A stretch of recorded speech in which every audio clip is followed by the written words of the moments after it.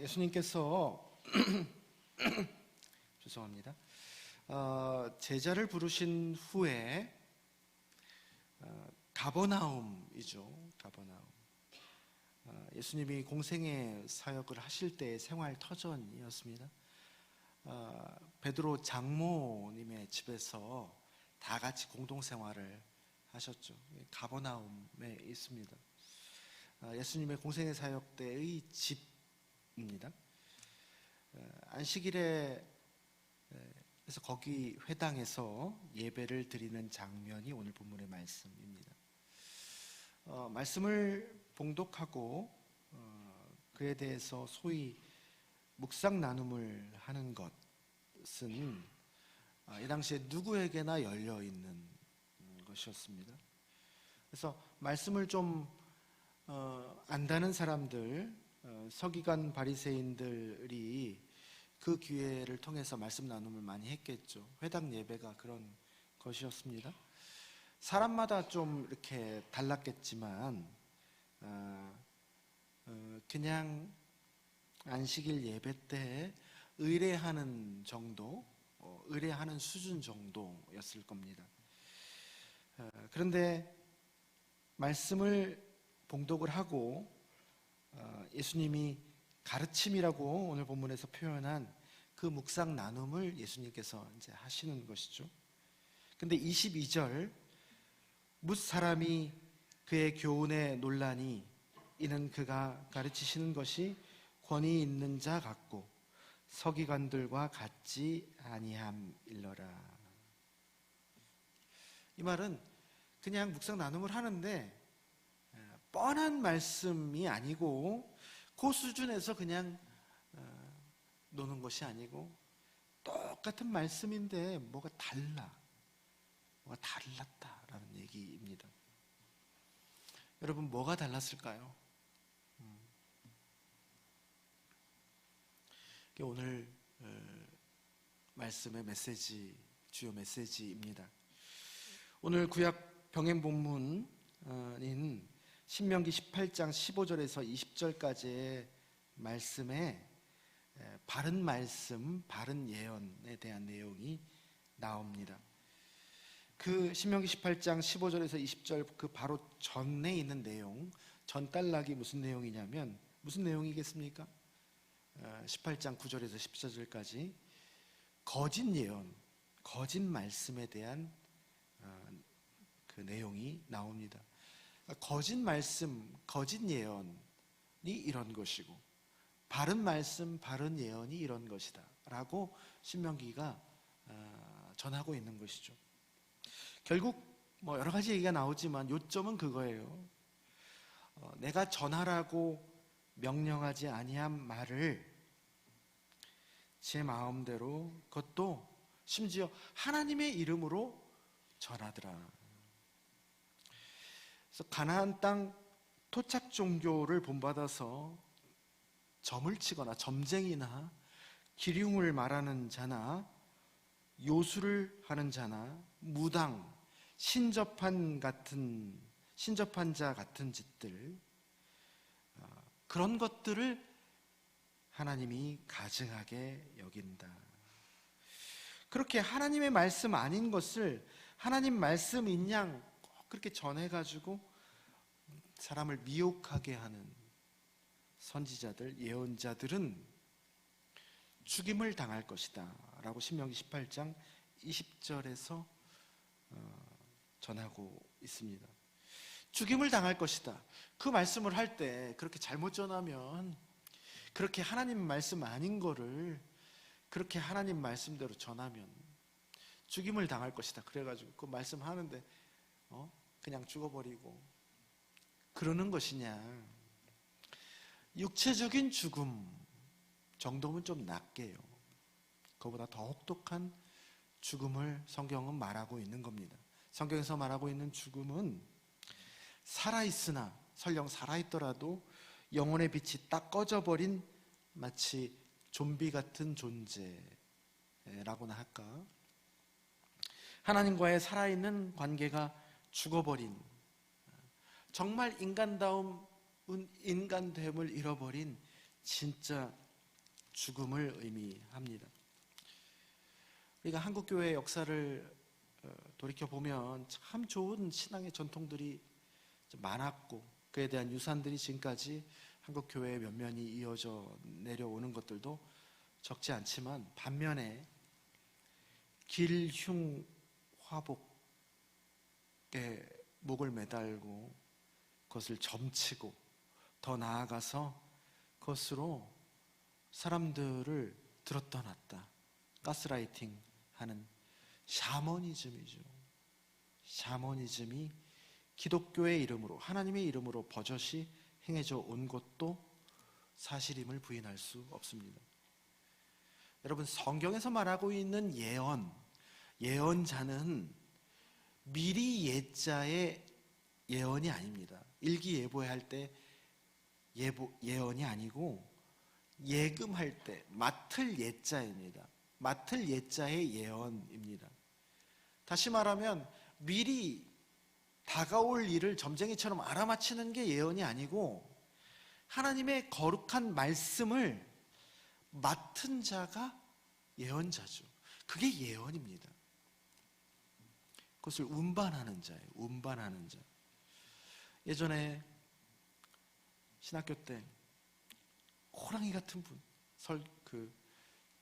교수님, 전설 같은 교수님, 장신대의 설교학 교수님이 늘 그 수업 시간만 되면 늘 긴장해, 늘 떨었습니다. 어떻게 오늘 또 호되게 질책하실까? 늘 순도가 흐트러지면 호되게 질책을 하셨습니다. 그 기준이 뭐였냐면요, 이렇게 마칠 때 한 분 한 분에게 이렇게 써져 있는 무언가를 전달하고 했는데, 거기에 보면 한자로 성언, 운반, 일념입니다. 무슨 뜻입니까? 성언, 운반, 일념. 거룩한 말씀을 그대로 운반하겠다는 한 가지 지향입니다. 그게 설교자가 가지고 있어야 될 유일한 지향입니다. 그런데 얼마나 말씀에 자기 의도 한 스푼, 또 성도들이 원하는 말 한 스푼 타서 사실 하나님과 하나님의 말씀과는 상관없는 말씀, 누더기와 같이 된 말씀을 만듭니까? 말씀 한 절 읽고 여기서 조금 저기서 조금 섞어서 치유와 위로를 한다고 하되, 깊은 병을 근원부터 다루는 것이 아니라 아까쟁기죠. 아까쟁기. 위약입니다. 위약을 만들어 버리는 것이죠. 그러면요, 그게요, 왜 그렇게 하느냐? 역설적이게도 사실 그 운영이 잘 되거든요. 사람들이 좋아합니다. 이단들 잘 되는 거 보세요. 네? 이단들.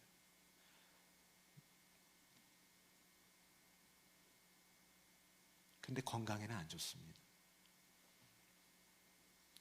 의사가 환자들이 먹고 싶어 하는 약을 처방합니까? 아니면 자신이 배운 대로 환자들을 낫게 하는 약을 처방합니까?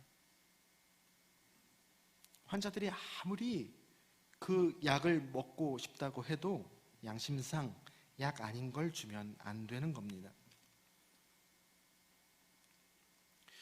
여러분, 그러한 목사들에게 배운 걸 성도들이 영향을 받아서 흉내내고 따라합니다. 그게 어찌 보면 한국교회에 상당히 많은 성도들의 그런 버릇 습관처럼 되어버렸어요. 자기 생각을 하나님이 말씀하셨다라고 꼭 점쟁이 마냥 뭐 좀 볼 줄 안다는 인상을 슬쩍 흘리는 것이 마치 신앙적인 버릇이 되고 있습니다. 하나님을 주어로 말합니다. 하나님을 주어. 하나님이 이렇게 말씀하셨다. 하나님이 그렇게 하라고 하신다. 여러분, 그렇게 말할 수 있습니다. 하나님을 주어로 말할 때는 여러분 뭐가 뒤따라야 되냐면요, 엄청난 책임감이 뒤따라야 되는 거예요. 자기가 하나님의 이름으로 말했으니까 엄청난 책임감이 뒤따라야 돼. 옛날에 성경을 필사하는 필사자들, 유대인 필사자들은 성경이잖아요. 있는 그대로 씀에도 불구하고 여호와라는 네 글자, 요도해, 밥해 라는 네 글자를 쓸 때는요, 붓을 내려놓고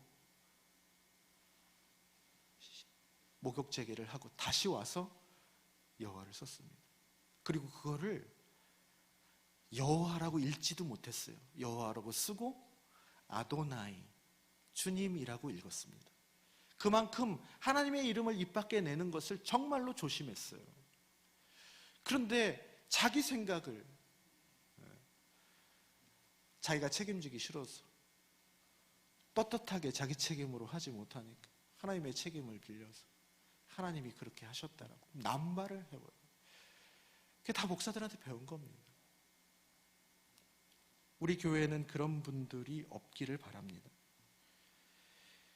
그리고 그렇게 얘기하시는 분의 말은 여러분 한번 안 믿으셔도 됩니다. 99% 이상이 사실이 아닙니다. 하나님 말씀이 아닙니다. 자기 생각. 경계하시기 바랍니다. 이단들이 보통 그렇게 얘기하거든요. 서기관들이 말씀을 읽고 그렇게 나눔을 했으나 사람들은 또 오히려 반대편으로 문자만 있었을 뿐 그 안에 진짜 말씀인 문자 너머에 본질을 담을 능력이나 실력이 없었죠. 그런데 예수님은 뭔가 달랐단 말이에요. 예수님이 뭐가 달랐냐? 오늘 본문의 말씀에서 권위를 얘기하거든요. 그 권위의 헬라어가 엑수시아입니다. 엑수시아. 엑스 뭐죠? 엑소더스, 출애굽. 그죠? 엑스 뭐죠? 나오다입니다. 나오다. 우시아, 본질입니다. 본질. 본질에서 나오는 게 권위라는 얘기예요. 본질을 가지고 계셨다라는 얘기입니다. 본질이 없는데 껍데기만 가지고 이렇게 몸을 부풀려 그걸 권위주의라고 하지요. 진정한 권위는 본질에서 나옵니다. 본질이 뭐냐 그렇다면 말씀의 본질이 뭡니까? 하나님인 거예요. 하나님. 살아계신 하나님을 말씀을 통해서 전달하는 것이 말씀의 진정한 권위입니다. 살아있는 하나님을 전하면 말씀이 살아서 그 말씀을 통해서 하나님이 하시는 일들이 그 안에서 일어나는 거예요. 하나님이 직접 말씀을 하시면, 그래서 직접 발화 행위를 하시면 어떻게 됐습니까? 바로 뭔가가 일어났죠. 하나님이 말씀하시니 그대로 되니라. 창조 때의 일입니다. 우리가 맑은 통로가 되면, 살아계신 하나님을 말씀을 통해서 전달을 하면 그런 권위, 그런 역동이 일어난다는 얘기이죠. 오늘 성시 교독으로 함께했던 시편 병행 본문이죠.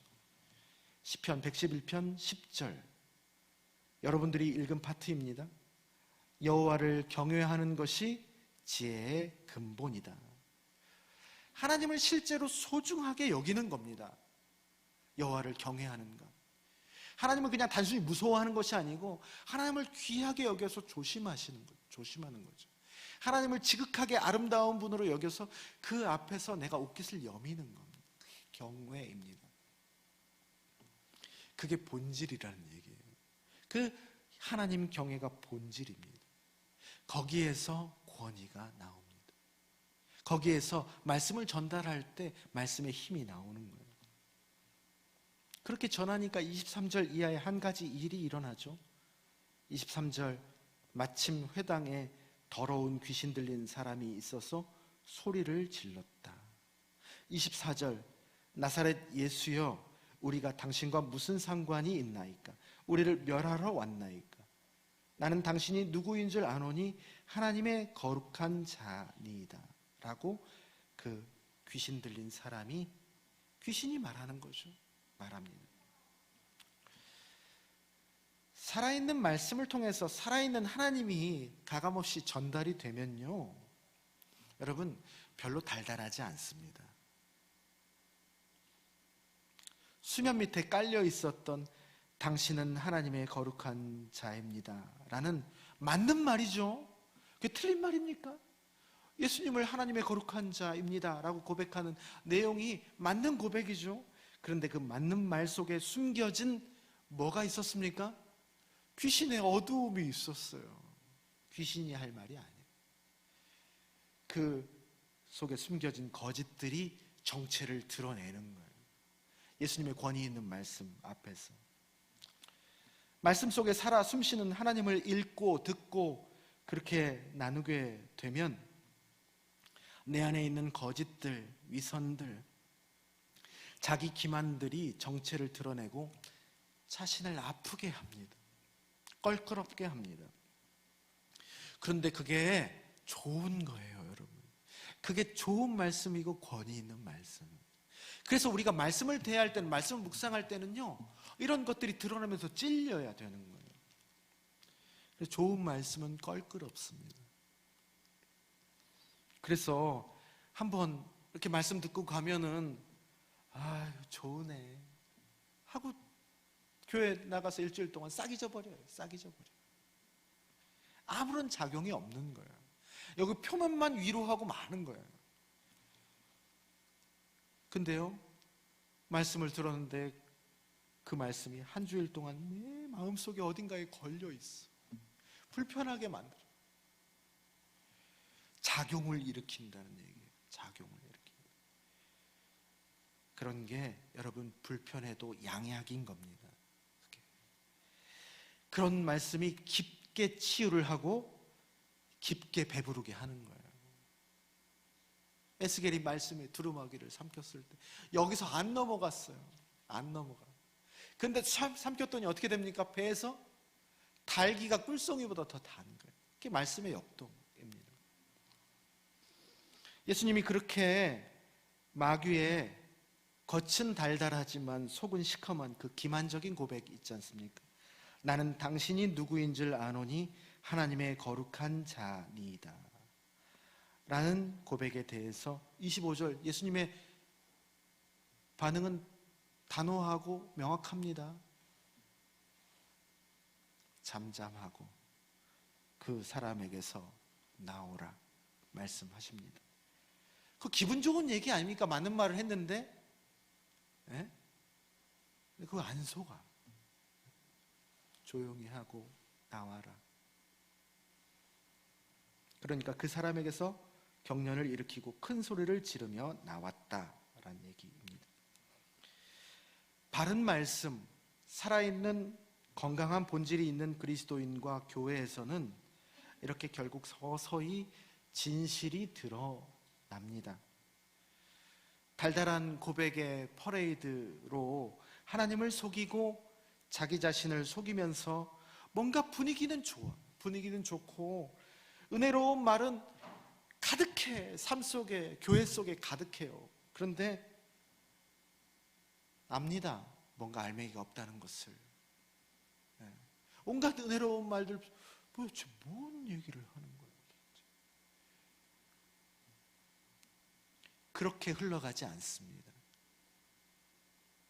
살아있는 말씀이 흘러가는 것, 진짜 건강한 교회는 그런 분위기로 흘러가죠. 분위기, 표현, 모습들은 설령 담백할 수 있어요. 그러나 알맹이가 있단 말이에요. 알맹이. 본질이 있단 말이에요. 진실이 있단 말이에요. 이 삶의 진실이 뭡니까? 우리 인생의 실존이 뭐죠? 고통과 약함의 문제예요. 그걸 다 덮어가지고 아름다운 말들로 포장하는 것, 그건 기만이죠. 예수는 절대 그렇지 하지 않았습니다. 소외와 고독의 문제, 죄와 우리의 처절한 죄와 그것으로부터 어떻게 우리가 진짜로 구원을, 건져냄을 받을 것인가, 구원의 문제. 그렇게 한 사람의 인생과 세상의 역사 속에 치열하고도 아름답게 동행하시는 하나님을 드러내고 나누고 전하는 일에, 그런 변죽을 울리는 일 말고 그런 일에 포커싱을 하는 거예요. 그게 본질이 살아있는 교회입니다. 여러분, 거기에서 힘이 나오는 거예요. 거기에서. 그 힘 앞에 마귀가 사용하는 거짓과 술수, 포장술은 힘을 잃고 나가는 겁니다. 앞으로 20, 30년 후에 여러분, 사이비와 이단들 지금 참 많이 있죠. 근데 20, 30년 후에 어떻게 될 것 같습니까? 더 득세할 것이다 라는 기사를 이번 주에 봤습니다. 그 사이비와 이단들 어떻게 대처하실래요, 여러분? 어떻게 대처하실 겁니까? 계속 교회 앞에, 저 1층 엘리베이터 앞에 써붙여놨죠. 그 법적인 보호장치입니다. 출입 금지. 계속 그거 써붙여 놓을 거예요. 이렇게 더 득세하면, 두세 배로 더 득세하면 두세 배로 붙여 놓을 거예요. 네? 그런 것도 우리가 방어를 해야 되니까 어쩔 수 없이 해야 될 때도 있지만 계속 그거 할 겁니까? 면 빠지는 일이지. 근본적으로 면역을 키워야죠. 면역을 키워야 됩니다. 들어와도 그 존재 앞에서 나갈 수 있는 면역, 힘을 키워야 되는 거예요. 존재 자체로, 본질을 담은 권위로 그 거짓된 시도들을 힘도 못 쓰게 무색해 해야 하는 것이죠. 사랑하는 낮은동산 교회 성도 여러분, 우리 교회가 앞으로 뭐 할까요? 네? 뭐 해야겠습니까? 뭐 하면 잘 되겠습니까? 네? 총동원주일 할까요? 총동원주일 하면 어쨌든 잘 될까요? 각종 전도 세미나 듣고 와가지고 일주일에 고구마 전도법 뭐 그런 것들 있잖아요. 그런 전도 세미나 듣고 와서 일주일에 두세 번씩 막 전도 그 방법대로 전도 나가서 시도해 볼까요? 아니면 비싼 연예인들 불러다가 집회할까요? 아니면은 제가 기도원 가서 능력 받아 와가지고 용한 목사가 한번 돼볼까요? 이리로 가라 저리로 가라 하면서 그러면 잘 되겠습니까?